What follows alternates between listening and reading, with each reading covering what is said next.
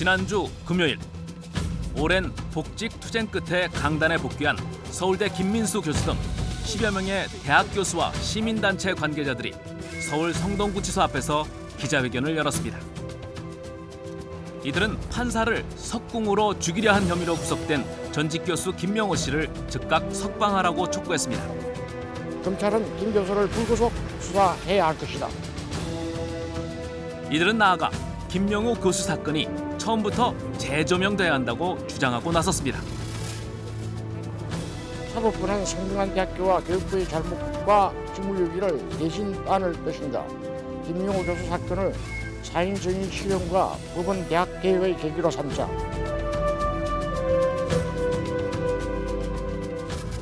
바로 한 달 전 전직 대학 교수가 석궁을 들고 현직 고등법원 부장판사를 위협하다 판사가 화살에 맞는 사건이 일어났습니다. 법조계는 이 사건을 사법 테러로 규정하고 판사 신변보호 대책까지 마련하는 등 충격에 휩싸였습니다. 사건 직후 경찰은 판사의 목숨을 노린 계획된 범죄라면서 김명호 교수를 살인 미수 혐의로 구속했습니다. 하지만 정작 검찰은 김명호 교수를 살인 미수가 아닌 단순 상해 혐의로 기소했습니다. 과연 부장판사가 화살에 맞은 지난달 15일엔 무슨 일이 벌어진 것일까요? 현직 고법 부장판사가 판결 결과에 불만을 품은 소송 당사자가 쏜 석궁에 맞아서 병원 응급실로 실려가는 초유의 일이 벌어졌습니다. 지난달 15일 저녁 서울고등법원의 박홍우 부장판사가 집 앞에서 소송 당사자의 화살에 맞았다는 충격적인 소식이 전해졌습니다. 화살에 맞은 박 판사는 긴급 출동한 119 구급대에 의해 곧바로 병원으로 후송됐습니다.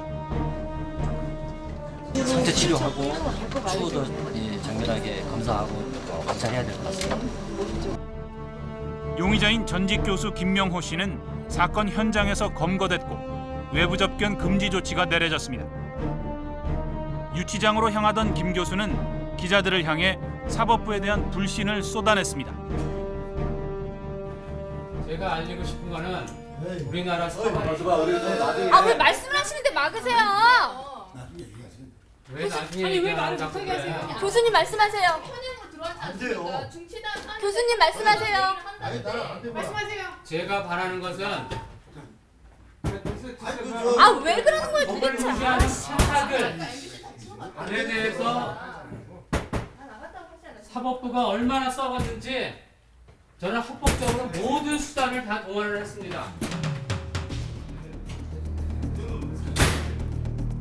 충격에 빠진 법원은 사건 발생 2시간 만에 이 사건을 테러로 규정했습니다. 재판 결과에 불만을 품고 재판장 집에까지 찾아와 퇴근 시간을 기다려서 잘못하면 생명의 위험을 초래할 수 있는 흉기를 사용하여 테러를 감행하였다는 점에서 그 사태의 심각성에 충격과 놀라움을 금치 못하겠습니다. 판사들은 김 교수의 평소 행적을 문제 삼으며 격앙된 감정을 여과 없이 드러냈습니다. 장기간 자신의 재판에 영향을 미칠 목적으로 매일 법원 앞 1인 시위를 벌이는가 하면 재판과 관련된 판사 전원을 고소하는 등 비정상적인 행위를 해왔던 사람으로 그리고 사건 발생 하루 뒤인 16일 경찰은 중간 수사 결과를 발표합니다. 담당 부장판사를 살해하기로 마음먹고 석궁, 칼 등을 미리 준비하고 피해자인 부장판사의 주거지 앞에서 살해하다 미수에 그친 사실입니다. 경찰은 이번 사건을 김 교수가 사전에 치밀하게 준비한 계획 범죄로 못 박았습니다. 그리고 살인 미수 혐의를 적용해 김명호 교수에 대해 구속영장을 신청했습니다. 그러나 김 교수는 구속 수감되는 순간까지 자신의 혐의를 인정하지 않았습니다. 머리 치워요. 전혀 인정하지 않습니다. 가정계획이 저는 박홍호 판사한테 항소 기각 이유가 뭐냐 그것에 대한 실체적 사실을 알고 싶어서 한 겁니다. 지난달 29일 취재진은 김 교수가 수감된 구치소를 찾았습니다. 김 교수는 자신은 결코 박 판사를 살해하려는 의도가 없었으며 가져간 석궁도 단순한 위협용이었다고 거듭 주장했습니다. 뭔가 위협을 하려고 들고 간 거죠. 그러니까 박 판사를 상대로 뭐 죽여버리겠어 이런. 왜냐하면 경찰이 영장 청구할 때 그 부분이 인용이 돼 있어요. 뭐 죽여버리겠어 이런 표현이. 다 저쪽 박홍호 얘기만 듣고 쓴 거죠. 박 판사가 맞은 화살도 우발적으로 발사된 것이라고 했습니다. 석궁 쏘셨잖아요. 안 쐈어요. 안 쐈다고. 우발적으로 그 실랑이 하셨을 네. 때 그때 그 활이 꽂혔었나요? 몸에? 못 봤어요. 전혀 못 봤고 그때 막 실갱했을 때 나간 건 알았어요. 소리 때문에. 김 교수의 이런 주장은 경찰 발표 내용과는 딴판이었습니다. 과연 누구의 말이 맞는 걸까? 취재진은 당시 사건을 재구성해보기로 했습니다.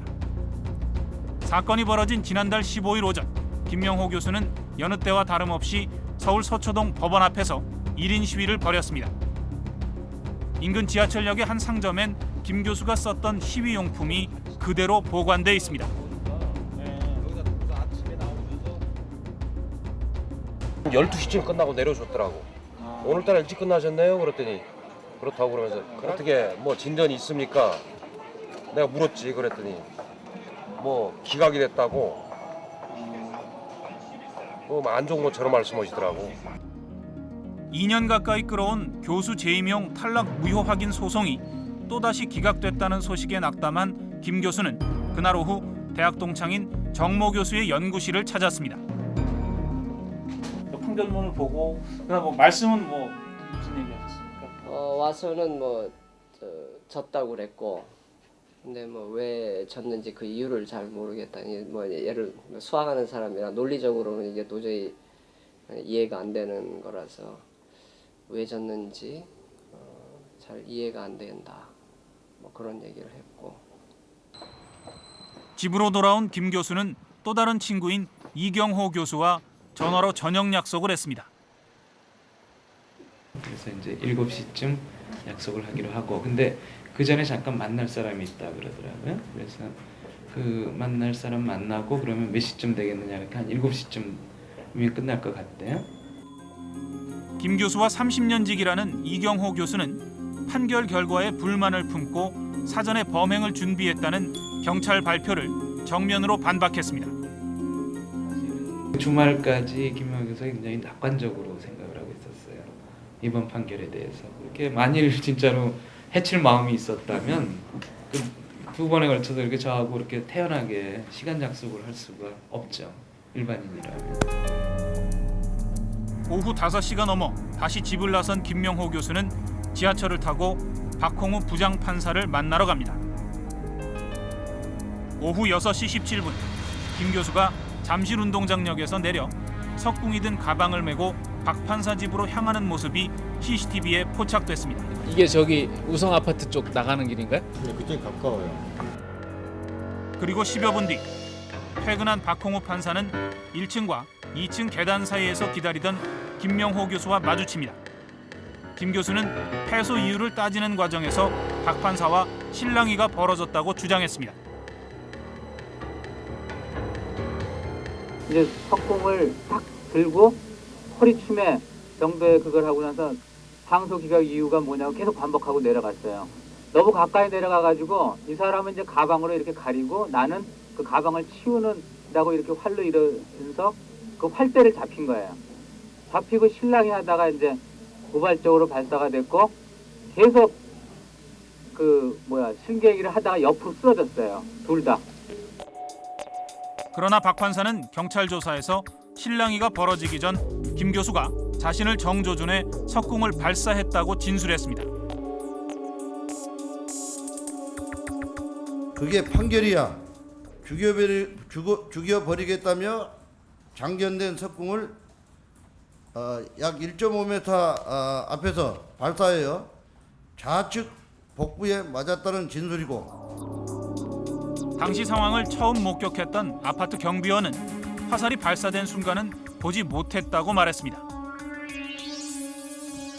봤을 때는 기분이 여기가 굴러떨어져서 여기 넘어져 있을 상태였었어. 우당탕탕하더라고 이게. 두 분이 굴러 떨어진 거야. 그 당시에는 활을 맞고 박 판사는 활을 맞고 있던 상태고. 누구의 말이 진실일까? 취재진은 박 판사가 입은 상처를 확인해 보기로 했습니다. 박 판사를 처음 후송한 119 구급대. 당시 현장에 출동했던 구급대엔 박 판사의 상처가 0.5cm로 기록돼 있었습니다. 0.5cm겠어요. 찔린 거보다가 그 정도 상처면은 좀 칼에 이렇게 베이는 그 정도 있죠. 예. 그 정도 깊이하고 길이 같은데요. 박 판사가 처음 후송된 집 근처의 서울의료원은 당시 상황을 이렇게 증언했습니다. 사실 촉 두께 정도. 8mm 두께는 그 구멍은 8mm고 깊이는 한 2cm 정도 되셨어요. 현대 수술 의식도 다 괜찮고 혈압도 괜찮고. 이후 박홍우 판사는 다시 서울대병원으로 이송됐습니다. 경찰은 서울대병원의 진단 결과를 수사 발표에 인용했습니다. 좌측 복벽 자상, 직경 2cm, 깊이 1.5cm. 진단은 약 4주 이하이지만 추후 추가로 진단이 발급될 수 있다는 서울대 송성욱 교수의 의견입니다. 박 판사가 입은 상처의 크기는 병원을 옮길 때마다 달라졌고 그마저도 정확한 게 아니었습니다.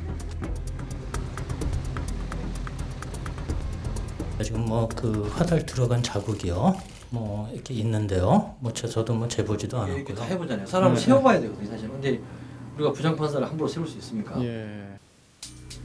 그렇다면 박 판사의 상처는 어떻게 생긴 것일까? 취재진은 마네킹과 돼지고기를 이용해 직접 석궁 발사 실험을 해보기로 했습니다. 사용한 석궁은 김 교수의 것과 동일한 제품이었고 화살 역시 지름 0.8cm짜리로 김 교수가 쓴 것과 같은 것을 썼습니다. 먼저 박 판사의 주장대로 김 교수가 석궁을 쐈다는 1.5m 거리.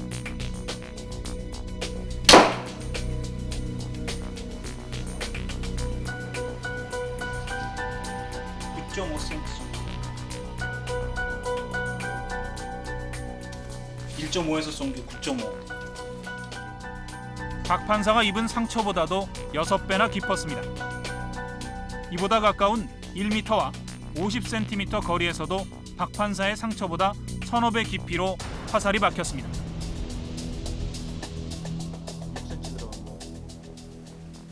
5.7 정도 들어간 거예요. 석궁 전문가인 고영환 씨는 박 판사의 상처 크기가 폭 2cm로 화살대보다 훨씬 큰 점으로 미루어 목숨을 노린 조준 사격이 아닐 가능성이 높다고 지적했습니다. 살아있는 동물이라거나 이렇게 압축이 되는 판 같은 경우에는 근육이 수축하는 그 형상하고 똑같기 때문에 화살대 굵기보다도 더 가늘어집니다. 이게 정상적이고. 하지만 경찰은 김 교수가 박 판사의 목숨을 노리고 조준 사격했다는 점을 거듭 강조했습니다. 이 총은 방아쇠를 당기지 않으면 나가지 않습니다. 그렇기 때문에 이거는 그 살해의 고의가 분명히 있다. 하지만 석궁 전문가인 고영환 씨는 김 교수 주장처럼 실랑이를 벌이는 과정에서 우발적으로 석궁이 발사될 가능성을 배제할 수 없다고 지적했습니다. 외부 충격을 받아서 흔들렸다는 과정이죠. 외부 충격의 과정에서 방아쇠를 당기지 않아도 석궁에서 화살이 격발될 가능성이 있습니다. 격발될 가능성이 있습니다. 전에 배제를 못하죠. 안전장치를 100% 과신하는 건 금물입니다. 지난달 26일 박 판사는 사건 발생 12일 만에 퇴원했습니다. 박 판사는 이에 앞서 김명호 교수가 자신을 향해 석궁을 발사했다는 진술을 기억나지 않는다라고 번복했습니다. 그리고 지난 8일 검찰은 단순 상해 혐의로 김 교수를 기소했습니다. 김 교수가 석궁을 들고 판사를 위협한 것은 있어서는 안 될 명백한 범죄 행위입니다. 하지만 김 교수는 석궁을 든 것은 최후의 자위 수단이라고 주장하고 있습니다. 재임용에서 탈락한 김 교수에게는 어떤 일이 있었던 것일까요? 지난주 취재진은 김명호 교수가 살던 서울 상도동 집을 찾아갔습니다. 오랜 소송으로 생활이 어려워진 김 교수 가족은 방 2개짜리 작은 연립주택을 월세로 얻어 살고 있었습니다. 김 교수가 구속된 뒤 집에는 김 교수의 부친과 여동생만이 있었습니다. 걔는 수학밖에 모르는데 말을 뭐 해도 그렇고 안 해도 그렇고 뭐 그냥 내가 차라리 이런 걸 안 봐야 되는 건데 내가 사는 게 잘못이야. 서울대 수학과를 졸업한 김명호 교수는 수학 분야에서도 가장 어렵다는 의상 수학 분야에 촉망받는 학자였습니다. 88년 미시간 대학교 대학원에서 박사 학위를 받은 김 교수는 지난 91년 34살 때 성균관 대학교 조교수로 임용됐습니다. 2년 뒤 김 교수는 3년 임기에 조교수로 재임용됐고 94년 말에는 수학과 학과장으로 내정돼 추천서까지 받았습니다. 11월 달에 학과장 추천서는 이미 물러났었어요. 종강하기 전에 보통 회의라고 종강하고 나면은 교수들이 힘들거든요. 김 교수의 시련은 95학년도 입시 수학 문제에서 시작됐습니다. 시험 답안지를 채점하던 김 교수는 7번 문제에 오류가 있다는 사실을 발견하고 이 문제를 채점에서 제외하라고 요구했습니다. 문제에서는 이 2개가 90도로 된다는 걸 보이라고 한 거죠. 문제에서는요. 문제에서는 요거를 보여라라고. 문제는 이거를 보이라고 한 건데 이 문제에서 준 조건으로 하면은 이 2개가 방향이 같아서 이런 모양이 성립이 안 된단 말이죠. 90도가 아니라 0도가 나오는 거죠. 당시 이 문제를 출제했던 교수도 문제의 잘못을 인정했습니다. 제가 말씀을 좀 드리자면은 시험 문제가 잘못 났어요. 시험 문제부터 적절치 않다는 정도지 그게 틀렸다 하는 문제는 아니란 말이에요. 학교 측은 모범 답안을 일부 수정해 부분 점수를 주는 방식으로 채점을 강행했습니다. 하지만 대다수 수학자들은 성대 측의 이런 행태를 비난했습니다. 그러니까 이건 순수하게 1 더하기 2가 얼마냐라고 물어보는 거랑 똑같은 거거든요. 거기에 대해서 뭐 이견이 있다든가 뭐 학설의 차이가 있다든가 그런 얘기를 꺼내는 자체가 이 자질 미달인 거죠. 그 문제 자체가 수준 미달 문제가 안 된다 이 말씀이시죠? 네, 문제가 안 되는 건 당연하고요. 그것을 이렇게 두드려 맞춘 자체가 자질 미달인 거죠. 채점을 강행하라는 학교 측 요구에 반발한 김 교수는 사태를 바로잡기 위해 학교 밖의 수학자들에게 자문을 구했고 동료 수학과 교수들은 이를 문제 삼아서 1월 26일 김명호 교수를 징계해달라고 학교 측에 청원했습니다. 학교 강습이 있는데 수학과 교수가 이거 틀렸다고 밖에다 얘기하고 다른 데 얘기하면 되겠습니까? 좀 세상에 학교 강습이 그러면은 그냥 해라. 평소에. 징계를 요구한 교수 가운데는 얼마 전까지 김 교수를 학과장으로 추천했던 교수도 있었습니다. 그 학과장 추천을 힘들게 해놨는데 그 원로 교수가 하는 얘기가 잘 평가도 있고 그런데 어떻게 학과 교수라고 인사도 안 나누고 저렇게 적대적으로만 대하는 분이 어떻게 학과장을 하겠느냐. 그리고 그해 4월과 10월 김명호 교수는 부교수 승진 심사에서 잇따라 탈락했습니다. 그해 12월 성균관대학교는 김명호 교수가 학내 문제를 외부에 유포해 학교를 곤경에 처하게 했다며 3개월 정직이라는 중징계 조치를 했습니다. 징계 사유에는 김 교수의 교수 자질에 문제가 있다는 학생들의 건의서가 첨부됐습니다. 김명호 교수가 일반적으로 타 교수를 비방한다거나 뭐 수학교육과가 망해된다거나 뭐 이런 내용들을 다 이야기를 했답니다. 그리고 다음 해 3월 교수 재임용 심사에서마저 탈락해 김 교수는 교수직을 잃었습니다. 김 교수는 세계적 과학지에 제출된 논문들을 연구 성과로 제시했지만 학교 측은 김 교수의 자질과 징계 전력을 문제 삼았습니다. 교수의 자질 문제로 재임용에서 탈락했던 분들이 있습니까? 탈락인 줄 모르겠어요. 성대는 어떻습니까? 없었죠. 예, 최초였죠. 이분이. 이때는 그 당시 최초였어요. 부교수 승진과 재임용에서 탈락한 김명호 교수는 성균관대학교의 처분을 취소해달라며 법원에 소송을 냈습니다. 하지만 1심에서 3심까지 법원 측은 교수 재임용과 승진은 대학의 재량권이라며 김 교수의 청구를 잇따라 기각했습니다.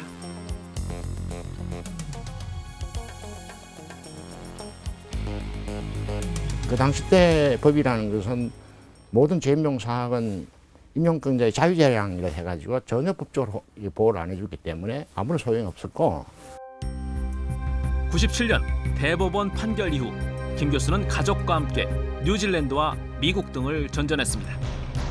무보수 연구직을 맡으며 재기를 시도했지만 재임용에서 탈락한 전직 교수로서 연구 성과는 번번이 남의 것이 됐습니다. 외국에서 취직을 2번 했고 저는 이제 연구가 좋아가지고 계속 연구를 했더니 결국에는 뭡니까? 이놈들이 계속 제 연구 결과를 뺏어요. 제 신분하고 제가 한국에서 버림받았다는 그 사실 2가지로 위협을 하면서 제 걸 다 뺏겨가지고. 그리고 2003년 교수 재임용 제도가 헌법 불합치 결정을 받으면서 김명호 교수는 다시 교수지위 확인 소송을 시작했습니다. 힘든 문제를 해결하지 못하면 난 앞으로 여생이 없다 해가지고 이번에 아주 작정을 하고 온 거죠. 여기 일생을 걸고. 하지만 서울중앙지법에 이어 고등법원은 지난달 12일 교수 자질 부족을 이유로 김 교수에게 다시 패소 판결을 내렸습니다. 재임용 탈락 원인으로 징계 처분이 가해진 건 사실이나 그러나 우리 규정에 따르면 교육적 자질도 있는데 그 규정에 비춰봤을 때는 뭐 재임용 탈락이 타당하다 이렇게 얘기할 수는 없지 않냐는 얘기입니다. 그렇다면 김명호 교수의 재임용 심사 과정에는 어떤 문제가 있었던 것일까? 먼저 95년 4월 부교수 승진 심사. 논문 심사 기준을 투고일 기준으로 보고 심사 대상 논문 4편 중 3편을 심사 대상이 아니라고 결정했습니다. 하지만 학교 정관에 심사 대상 논문은 투고일이 아닌 발표일 기준으로 결정하도록 되어 있습니다. 외국 저널은 어떻게 되냐면 논문을 투고하면 한 2, 3년 기다려야 됩니다.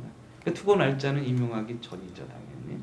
근데 그 당시 정관에도 그렇고 어디에 보더라도 그 기간 내에 그 발표가 되면 됩니다. 그리고 10월 2번째 승진 심사. 김 교수는 당시 4편의 논문을 제출했지만 심사 총평은 최하의 점수인 양가였습니다. 논문 심사 담당 교수는 자신이 한때 우수한 논문으로 평가했던 논문에 대해 승진 심사에서는 부적격 판정을 내렸습니다.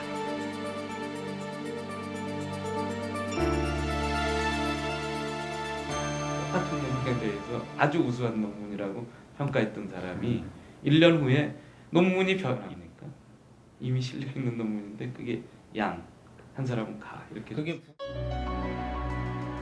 96년 3월 교수 재임용 탈락 시 성균관대학교는 김 교수의 교육자적 자질과 징계 전력을 문제 삼았습니다. 하지만 18명의 성균관대 학생들은 김 교수의 엄정한 성적 평가와 교육 방식에는 문제가 없다며 김 교수에 대한 부당한 징계를 재고해달라고 요청했습니다. 단 한 번도 지각도 휴강도 한 적이 없어요. 수업에는 굉장히 철저하신 분이셨어요. 교육부는 김 교수의 징계를 정직 3개월에서 견책으로 변경했습니다.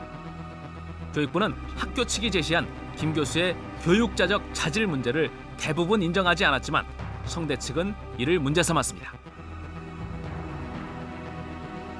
견책으로 떨어졌지만 견책만으로도 징계이기 때문에 그 징계 효력이 있습니다. 그래서 이제 그걸 반영된 걸로 그렇게 알고 있어요.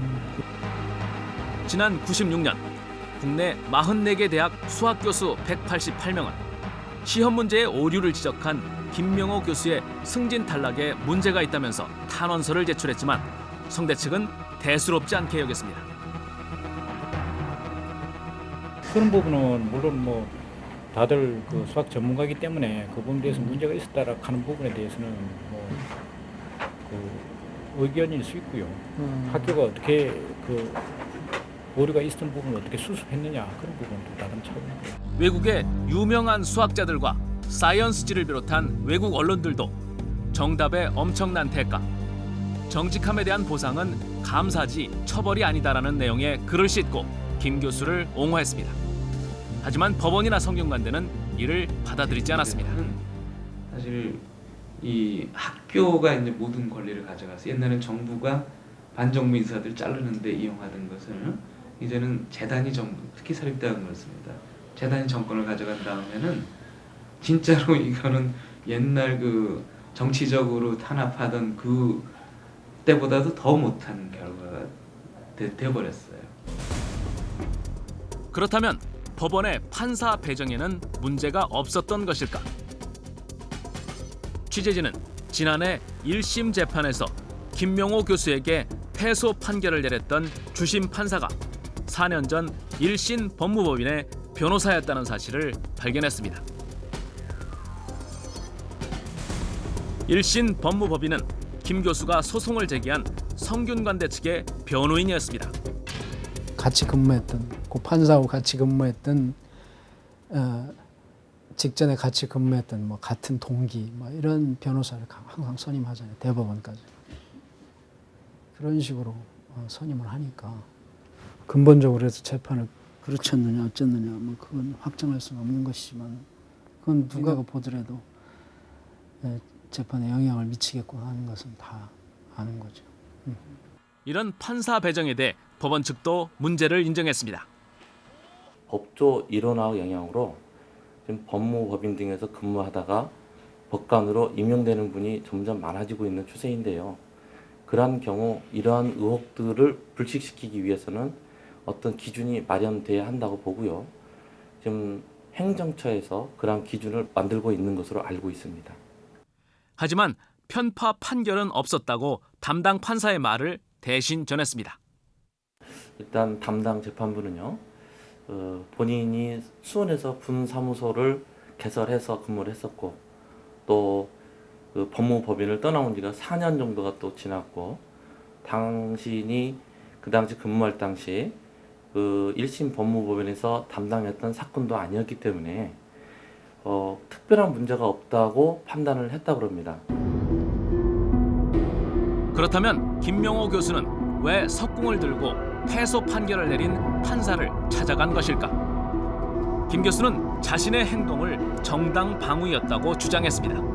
국민 저항권과 정당방위죠. 판사의 집단 이짐에 의해서 정당방위 차원에서 한 거고 항소 기각 이유를 알고 싶은 거죠.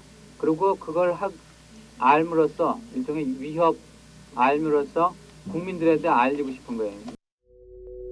그리고 자신에게 내려진 법적 심판을 이렇게 평가했습니다. 그들의 판결문은 치명적인 흉기고 나는 단지 그 치명적인 흉기에 의해 당한 수십 수백만 중에 한 명일 뿐이에요. 법원은 항소 기각 결정을 내리면서 김명호 교수의 자질과 품성을 문제 삼았습니다. 그리고 학생들이 서명한 이런 건의서 같은 자료를 증거로 채택했습니다. 과연 이 문서는 문제가 없는 것인지 서명했던 당사자들을 만나봤습니다. 지난 4일 서울의 한 카페에서는 김명호 교수 명예회복을 위한 구명운동 모임이 열렸습니다.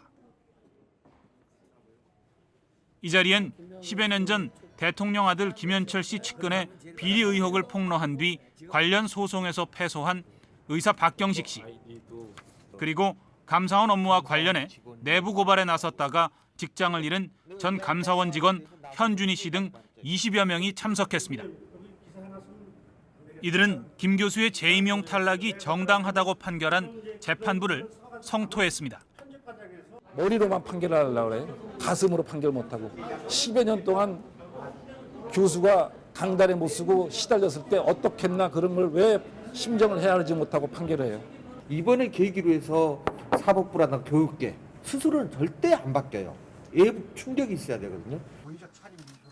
여기에 국회의원과 민교협 등 11개 시민단체까지 가세해 김명호 교수 관련 대책위원회를 결성했습니다. 우리나라 교육계와 법조계의 큰 모순이 이 김 교수 사건으로 폭발했다. 저는 그렇게 생각합니다. 그래서 교육 민주화와 학원 민주화의 첫 걸음이 되는 사건이다. 이처럼 여론이 오히려 김 교수에 대한 동정과 사법개혁을 요구하는 쪽으로 흘러가자 박홍우 부장판사와 함께 주심을 맡았던 이정열 판사는 한 언론과의 인터뷰에서 학교 측이 김 교수가 자질이 없다고 판단한 것은 재판부가 봐도 맞다고 소신을 밝혔습니다. 이 판사는 김 교수가 판결문도 제대로 보지 않은 것 같다며 배신감을 느꼈다고 했습니다.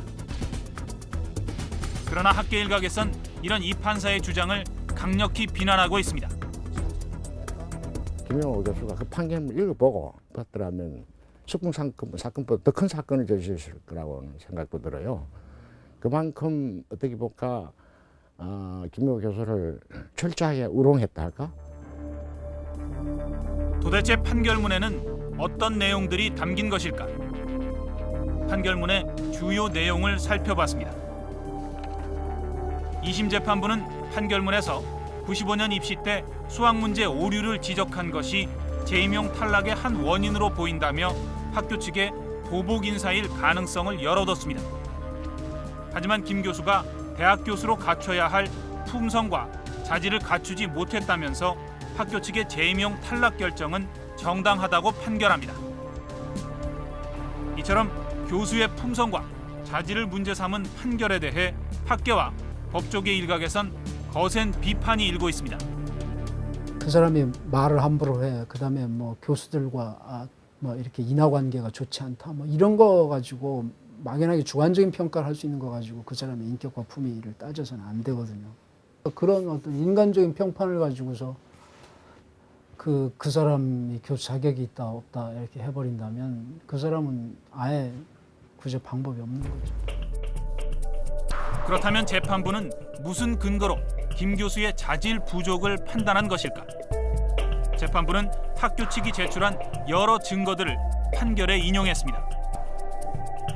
수업 시간에 시위로 인한 소음이 거슬리자 욕을 하는 등 과격한 언행을 일삼았고 다른 교수들을 비방하고 교수회의에 참석하지 않았으며 우수한 학생들을 다른 학교로 보내는 해교 행위를 했다는 것입니다. 하지만 당시 김 교수의 제자들은 이런 재판부의 판단을 조목조목 반박하고 있습니다. 우선 수업 시간에 욕을 했다는 부분은 교수 자질과 아무런 관련이 없다고 했습니다. 이렇게 시위를 한다든지 그런 학생들을 그냥 단순 비판하는 게 아니고 예를 들면 이제 수업이 진행 중인 상황에 예를 들면 수업을 하고 있는데 밖에서 뭐 꽹과를 친다든지 뭐 이런 일이 있으면은 그 수업에 방해를 받잖아요. 한 제자는 우수 학생을 다른 학교 대학원으로 진학시킨 것이 해교 행위라는 판결문 내용에 대해 어처구니 없다는 반응을 보였습니다. 참 웃긴 게 본교 학생을 외부 대학원으로 보내는 게 해교 행위면 본교 학생을 유학 보내는 교수님은 그러면 저는 뭐라고 판결문에서 내릴지 그렇잖아요. 유학 보내는 사람들, 유학 보내는 교수님은 매국노라고 해야 되는지. 재판부는 연구실문에 부착된 알림판을 제대로 표시하지 않은 것도 자질 부족의 이유로 지적했고 심지어 횡단보도 앞에서 욕을 했다는 것도 문제 삼았습니다. 그 교수 자질을 이야기하면서 거의 인격 살인에 비슷한 수준으로 이야기를 한 것 같더라고요. 법원은 이에 대해 김명호 교수가 학교 측이 제출한 증거를 제대로 반박하지 않아 사실로 인정했을 뿐이라며 책임을 김 교수에게 돌렸습니다. 그 당시에 김명호 교수가 이제 교수로서의 자질이 부족했다는 증인들이 많이 나온 거예요, 상대 측에서. 그거에 대해서 김명호 교수한테 반대 신문하라, 반박해라. 저 양반은 저렇게 증언하는데 당신은 의견 어떠냐, 반박해라 그랬는데 나는 안 하겠다, 뭐 그랬다는 것 같아요. 하지만 김명호 교수는 한 개인이 거대 조직인 학교 측이 제시한 증거가 무효라고 입증하는 것은 사실상 불가능하다고 말합니다. 학생들이 교수들 사이에 싸움에 휩쓸린 거예요. 그리고 그 사람들이 제가 하지도 않은 얘기를 자꾸 주장을 하는데 제가 할 수 있는 얘기는 뭐가 있어요? 그냥 단지 그런 사실이 없다는 얘기밖에 못 한다고요. 재판부는 또 김명호 교수의 자질이 부족하다는 근거로 95년에 벌어진 4학년 학생들의 집단 시험 거부 사태를 들었습니다. 당시 김명호 교수는 전공 필수 과목을 가르치면서 4학년이라도 공부를 게을리하면 F학점을 주겠다고 공언했습니다. 그게 교육자적 자질이 과연 그게 없느냐. 그게 오히려 더 교육자적이죠. 그거는. 학생의 공부는 공부를 해야 되는 거고 또 교수님의 입장에서는 학생들을 공부를 시켜야 되는 거고 그게 맞는 거지. 뭐 무조건 F를 주겠다가 아니고 정말 최소한의 성의도 안 보여준다면 그런 게 없는 학생들한테 F를 준다는 거지.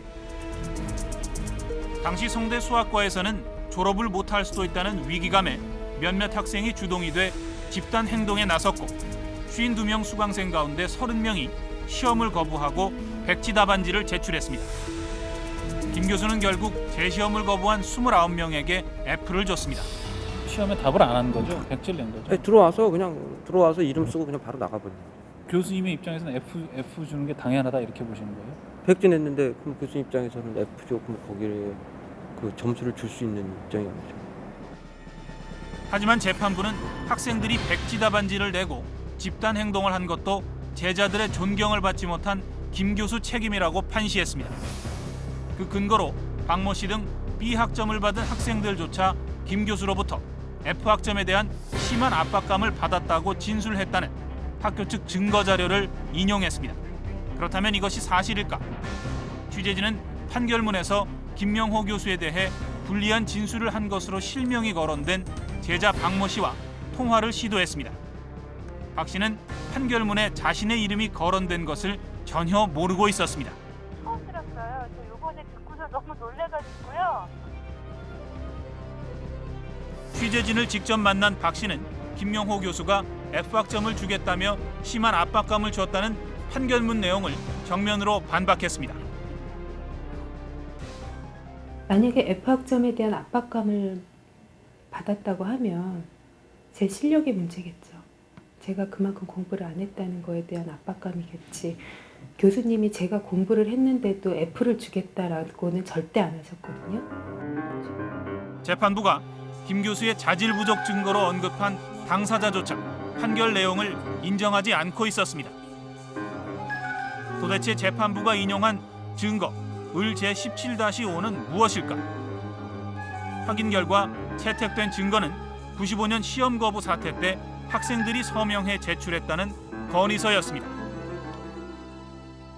컴퓨터로 작성된 문서에 듬성듬성 한자를 섞어가며 김명호 교수의 교육자적 자질을 문제 삼고 있었습니다. 마치 학교 측이 제시한 김명호 교수의 재임용 탈락 사유들을 압축 정리한 듯한 내용이었습니다. 취재진은 당시 이 건의서에 서명한 것으로 돼 있는 학생들을 수소문해 사실관계를 확인해 보기로 했습니다.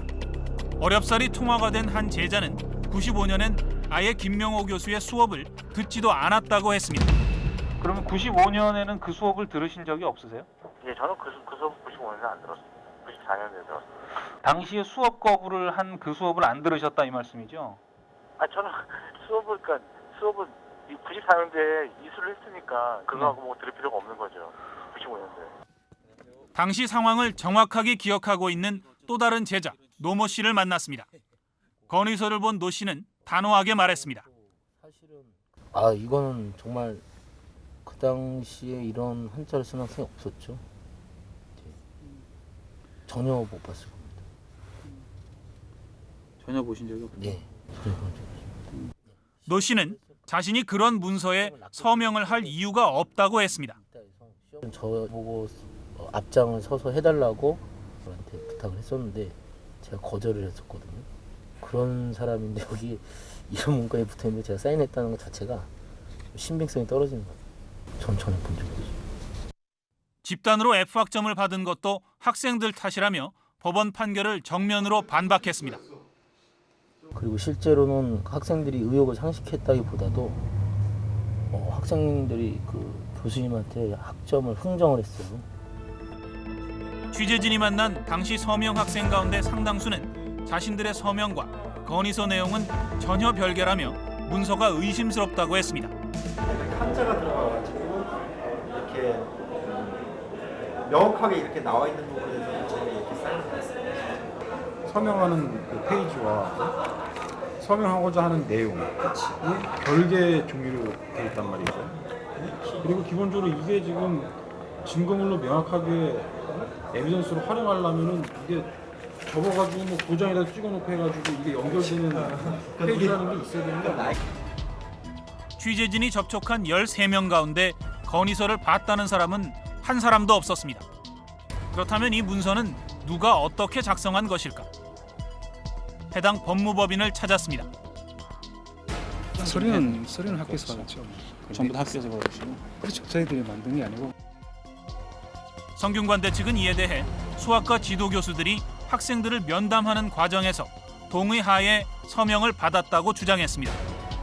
4학년 160명에 대한 학생을 대상으로 해서 지도교수를 배정을 하게 돼 있어요. 거기에서 면담하는 과정에서 이야기를 했답니다. 이야기를 해가지고 면담하는 과정에서 노출이 돼가지고 그때 당시에 동의하는 학생들이 아마 서명을 한 걸로 저는 이렇게 파악하고 있거든요. 하지만 학생들은 학교 측의 이런 주장을 일축했습니다. 그 지도교수 면담 과정에서 이러이런 내용들에 대한 설명을 듣고 동의하면 서명해라. 이렇게 해서 서명을 했다는 건데 그런 적이 있으십니까? 아니 없습니다. 저는 교수님들하고 면담 해본 적이 한 번도 없거든요. 저는. 말이 안 되죠. 저는 4학년 지도교수가 누군지도 몰라요.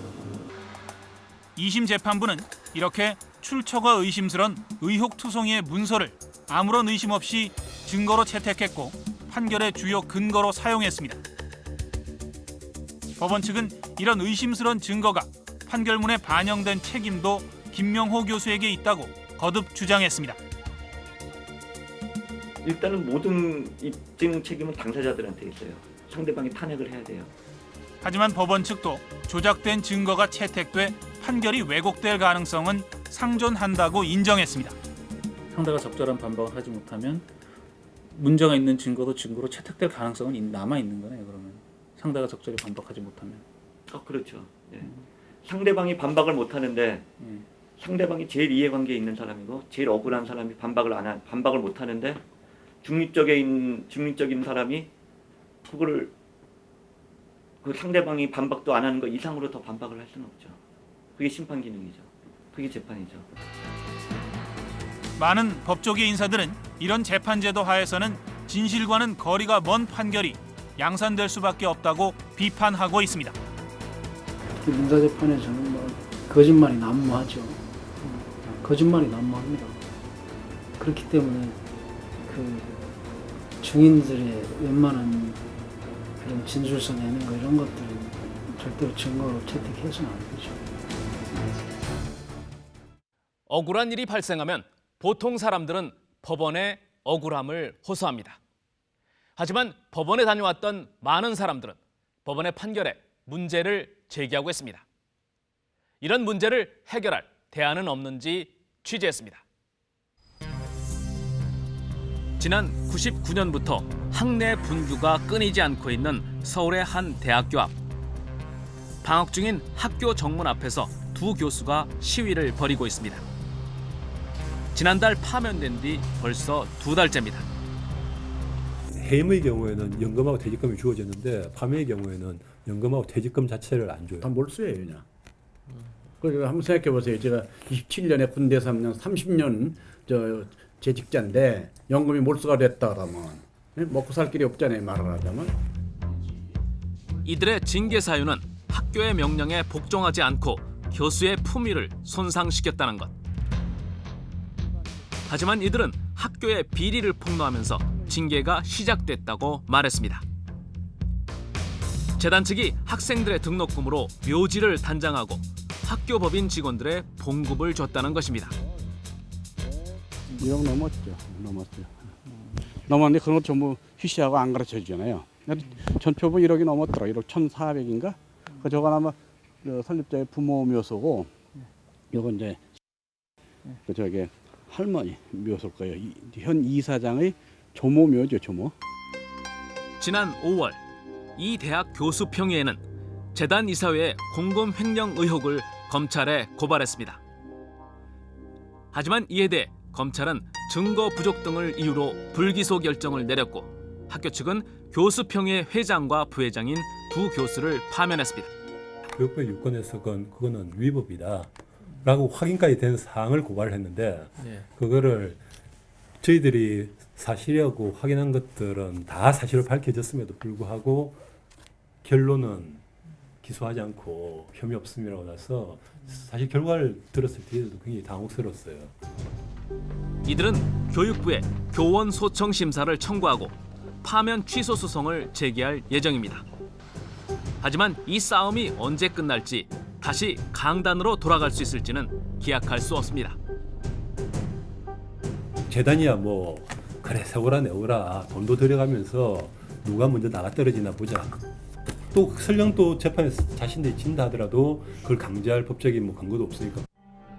이렇게 징계를 당한 교수들이 징계 조치를 취소해달라고 호소하는 교육부 산하 교원 소청 심사위원회. 최근 이곳에는 억울함을 호소하는 사람들이 줄을 잇고 있습니다. 예년에는 좀 적었는데 한 200건 내외였는데 작년 재작년부터 한 300건 이상으로 늘어나고 있습니다. 그것은 재임용 탈락도 좀 증가를 하고 있고 대학 구조조정에 따른 그 직권 면직 부분도 있고 또 뭐 일반 징계 사건도 좀 늘어나고 있고. 교육부와 법에만 자신들의 운명을 맡길 수 없다고 판단한 교수들은 결국 교수 노조를 결성하고 합법화 투쟁을 벌이고 있습니다. 현재 교수 노조원은 20여 개 대학에 1,200여 명. 이들은 교수직이 단순 계약직 노무자보다 못하다고 말합니다. 지방 대학 같은 데는 뭐 하루아침에 해임 통보서를 보내서 교수를 이제 내몰고 이건 뭐 우리가 알고 있는 뭐 비정규직 노동자보다 더 못한 그런 열악한 그런 노동 환경을 가지고 있는데요. 우리나라만의 어떤 특별한 그런 사학 구조 이것들이 이런 재명 제도의 악용을 가져왔다고 저는 생각하고 있습니다.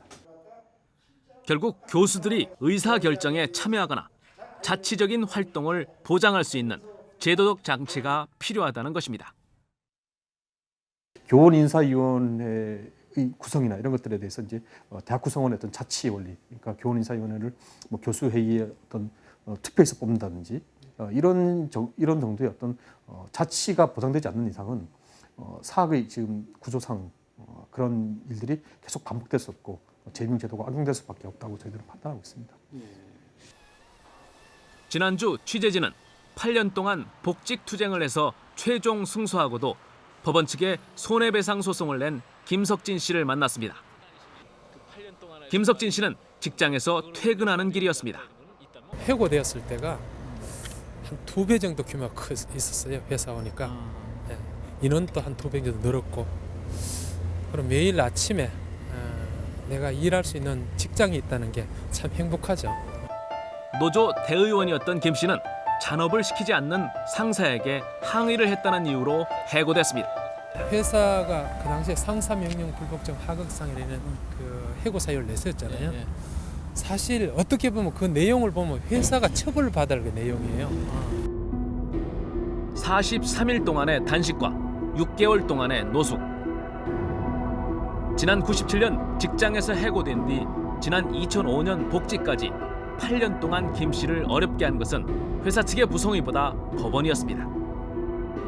하루하루 임금 노동자로 살아간 우리가 빨리 판결을 내야 그 결과에 따라 가지고 또 다른 직장을 구하든지 어떤 방법을 찾는데 이거 뭐 매달 임금으로 살아가는 이 생존권 문제를 가지고 이 대법에서 3년 5개월 끌 때는 저는 이게 도대체 이해가 첫째는 안 가고 대법원이 뭐 누굴 위해서 존재하는지 이해가 안 가고. 김 씨는 법원 측이 전관예우를 했다는 의혹을 제기했습니다. 대법관 출신 변호사 가지고 대법원 행정처장 했고 그분이 대법관 출신 변호사이기 때문에 아무래도 거물급 변호사 가 샀지 않느냐. 그래서 끊임없이 재판을 끌므로 해서 해고자 나가 지치도록 만들고 아내가 화장품 외판원을 하면서 8년 동안 가족의 생계를 이어야 했던 김 씨 부부는 법원의 태도를 이렇게 말했습니다. 왜 이렇게 늦어지느냐고 제가 이제 대법원에다가 그 질의를 했잖아요. 하니까 이제 답변이 왔잖아요. 당신이 법을 몰라 그런데 우리는 그냥 그 절차에 따라 하고 있다. 우리나라의 법은 있는 사람들한테는 적용되는데 없는 사람들한테는 좀 너무 등한시하고 그냥 너무 거리가 멀다고. 결국 김 씨는 법원 측에 손해배상 소송을 냈습니다. 국민은 누구나 신속 재판을 받을 권리가 있잖아요. 그리고 또 민사소송법은 199조에 보면 5개월 이내 하락했는데 이것을 이제 국가기관인 대법원에서 그 8배 끌어버렸잖아요. 그로 인해 가지고 저는 또 재판 방법에 침해를 당했기 때문에 국가에서 이걸 갖다가 정신적 피해를 보상해라. 사법개혁의 목소리가 높아지자 참여정부는 지난해까지 사법개혁추진위원회를 설치해 운영했습니다. 그리고 배시 문제 도입을 결정하고 관련 법안을 국회에 제출했습니다. 일반 시민의 그 건전한 법 감정을 재판에 반영시키고 또 이제 시민이 그 재판의 주체로 참여함으로써 사법의 그 민주화를 그 민주성을 확보하는 그런 계기로서 이제 그 시도가 된 것입니다.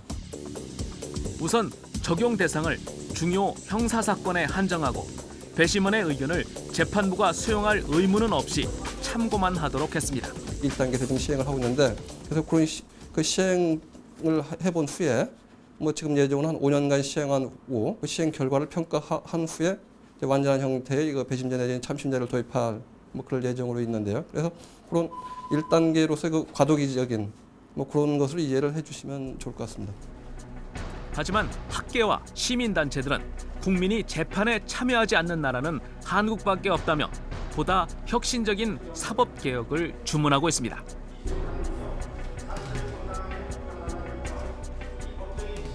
저 사람이 죄가 있느냐 없느냐를 판결하는 것은 일개 법관이 해서는 안 돼요. 이건 배심 문제가 하라는 것은 국민들이 하는 겁니다. 국민들이 최종적으로 결정하는 건데 어떻게 해서 한 사람을 형을 집어넣고 안 넣고 하는 이런 사람들을 그 일개 그냥 고시 법정을 찾아가고 그렇게 마음대로 재단하네요.